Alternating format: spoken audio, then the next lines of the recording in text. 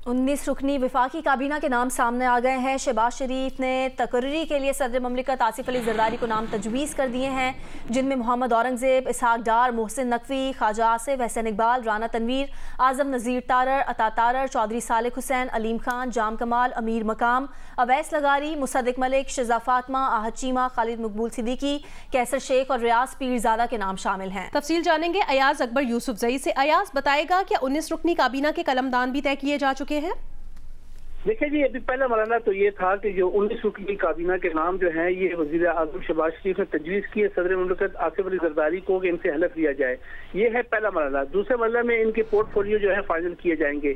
ज़राए ये कहना है कि क्योंकि ये पहला मरहला है वफाकी काबीना का जो ऐलान हुआ है, इसमें जितने भी इस वक्त ये लोग आज हलफ लेंगे इनसे इनके पास कभी इम्कान ये कि एक से ज्यादा पोर्टफोलियो होंगे।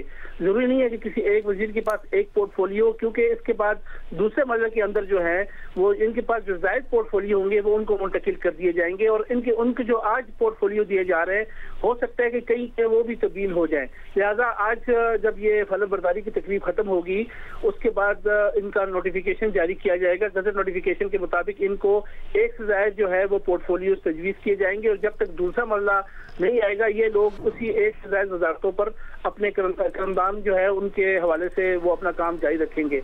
ये जो काबीना है 19 रुकनी, इसमें अगर आपने देखा हो तो इसमें कुछ लोग तो बहुत तजुर्बाकार यानी एक्सपीरियंस लोग हैं, जिसमें ख्वाजा आसिफ को देख ले, हसन इकबाल है, राना तनवीर है, आजम नज़ीर तारड़ है, साथ साथ इसहाक डार है। इस तरीके से इसमें कुछ यंगस्टर्स भी आए हैं, जिसमें अगर आप देख लें तो आहद चीमा है, इसके साथ साथ शजा फातमा आई है नई, और जो बाकी इस तरह के लोग जो हैं वो भी, अता तारड़ जो है वो एक नई इंडक्शन है। तो एक इम्तजाज बनाया गया है एक यूथ का और एक्सपीरियंस कैबिनेट का, और इसको बनाने का मकसद ये था कि जो यूथ की एनर्जी और जो एक्सपीरियंस लोग हैं उनके तजुर्बे से फायदा उठाते हुए जो इस वक्त पाकिस्तान को जिन बहरान का सामना है उसको जो है वो उसका मुकाबला किया जा सके और अच्छे तरीके से जो है इस काबीना को चलाया जा सके।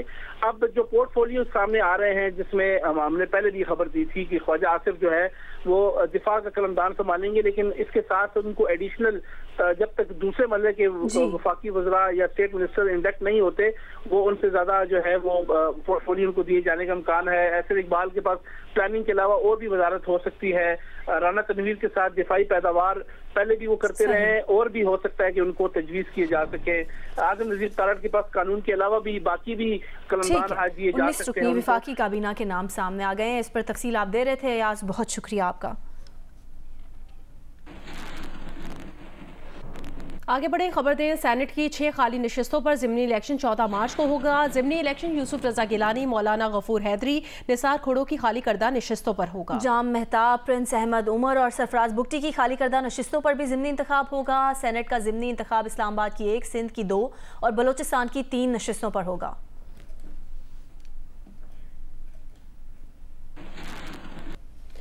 लाहौर में मॉल रोड पर एहतजाज करने वाले पीटीआई रहनुमा और कारकुनान के खिलाफ मुकदमा दर्ज कर लिया गया। मुकदमे में पीटीआई रहनुमा हाफिज फरत अब्बास और खवातीन समेत 38 कारकुनान को नामजद किया गया है, जबकि इसमें दहशतगर्दी, अगवाकारी, कार्य सरकार में मुदाखलत और हिरासा करने समेत दीगर संगीन दफात शामिल की गई। FIR में इल्जाम लगाया गया है कि एहतजाज के दौरान हाफिज फरत अब्बास कारकुनान को सरकारी अमला को नुकसान पहुंचाने और जलाओ घेराव के लिए इश्ताल दिलाते रहे। उन्होंने 4-5 नामालूम साथियों समेत शदीद फायरिंग की। मुल्जिमान का एक फायर सरकारी गाड़ी को भी लगा।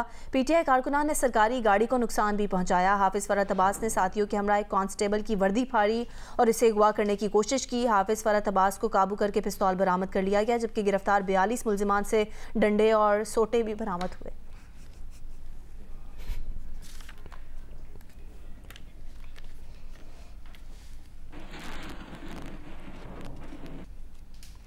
रहनुमा पीटीआई लतीफ़ खोसा ने कहा कि हमारे कारकुनान पर लाहौर में तशद्दुद किया गया, खुद उन्हें 6 घंटे तक बिठाए रखा। सलमान अकरम राजा पर भी सड़क ब्लॉक करने का पर्चा दर्ज किया गया। अगर सड़कें ब्लॉक की गई हैं तो आप कैमरों की वीडियो दिखा दें।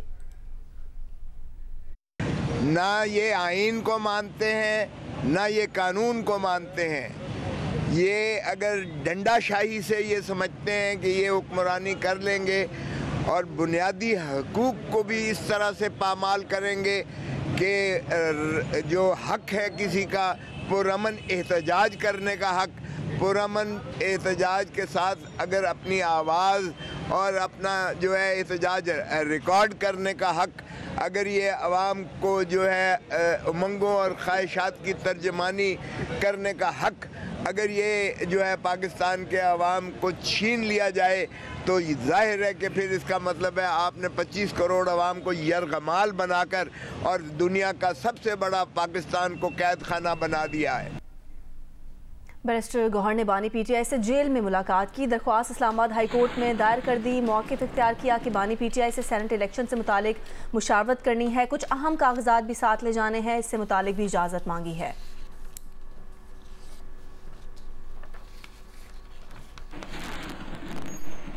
पाकिस्तान में पहला रोज़ा कल बरोज़ मंगल होने का इम्कान है। चांद देखने के लिए रुयत हिलाल कमेटी का इजलास आज होगा। महकमा मौसमियात के मुताबिक आज शाम चांद की उम्र रुयत के वक्त 28 घंटे से ज़ायद होगी। चांद नज़र आने के इम्कान ज़्यादा हैं। सऊदी अरब और खलीजी ममालिक में रमज़ान मुबारक का चांद नज़र आ गया। वहाँ आज पहला रोज़ा है। मस्जिद अल हराम में रमज़ान की पहली तरावी का रूह परवर इज्तिमा हुआ, जिसमें हज़ारों मुसलमानों ने शिरकत की। बरतानिया में कम्युनिटी फिर तकसीम, बाज आज और बाज मंगल को पहला रोज़ा रखेंगे। अमरीका और कनाडा में तयशुदा मुस्लिम कैलेंडर पर चलने वाले मराकज आज पहला रोजा रखेंगे। इंडोनेशिया, मलेशिया, सिंगापुर, फिलिपाइन और खित्ते के दीगर ममालिक समेत ऑस्ट्रेलिया में पहला रोजा कल होगा।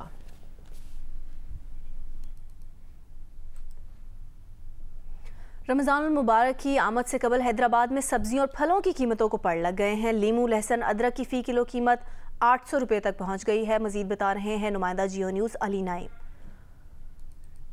जी बिल्कुल, रमज़ानुल मुबारक की आमद से कबल हैदराबाद के अंदर अशिया खुर्दनोश की कीमतें आसमान से बातें कर रही हैं। ख़ास तौर पर अगर सब्ज़ी की बात की जाए तो सब्जियों की कीमतों के अंदर बेहिसाब इजाफा देखने में आ रहा है। अगर हम लीमू की बात करें तो 4 दिन पहले जो लीमू 320 रुपये किलो में फ़रोख्त हो रहा था वो बढ़कर 800 रुपये किलो तक पहुँच गया है। इसी तरह से टमाटर 120 रुपये किलो में फ़रोख्त हो रहा था, उसकी कीमत बढ़कर 240 रुपये किलो हो चुकी है। प्याज की अगर बात करें तो प्याज भी 240 रुपये किलो पर पहुँच चुकी है और कहीं कहीं 250 रुपये किलो में भी प्याज फ़रोख्त की जा रही है।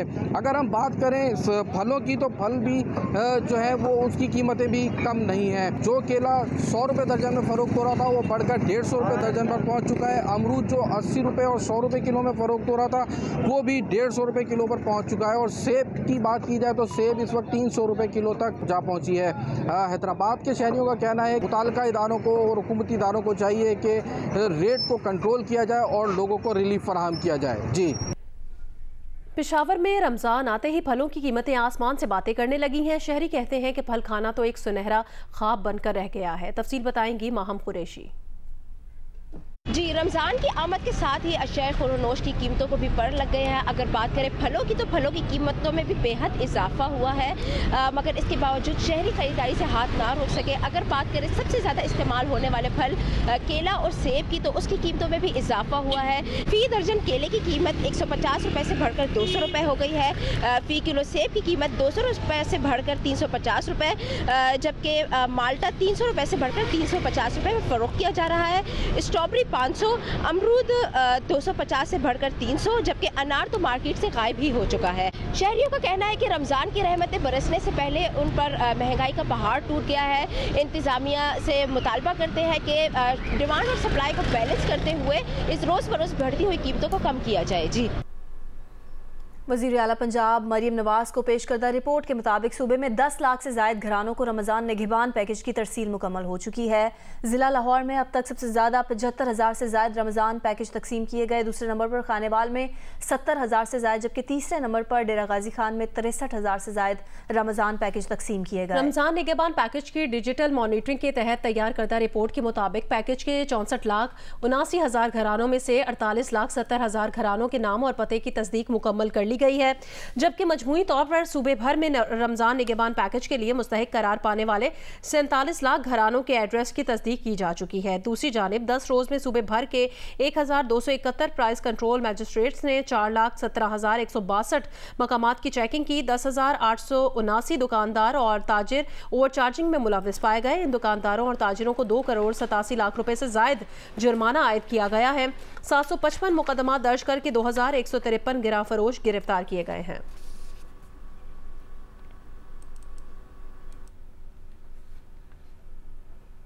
स्पोर्ट्स न्यूज़ में आपको बताएं कि HBL PSL 9 में प्ले ऑफ तक रसाई की दौड़ मुकम्मल हो गई है। मुल्तान सुल्तान्स, पेशावर ज़ल्मी, इस्लामाबाद यूनाइटेड और कोयटा ग्लैडिएटर्स के दरमियान पॉइंट्स टेबल पर नंबर 1 और नंबर 2 की जुस्तजू जारी है। पेशावर ज़ल्मी आज कराची किंग्स से मुकाबला करेगी। कराची और लाहौर कलंदर्स प्ले ऑफ की दौड़ से बाहर हो चुकी हैं।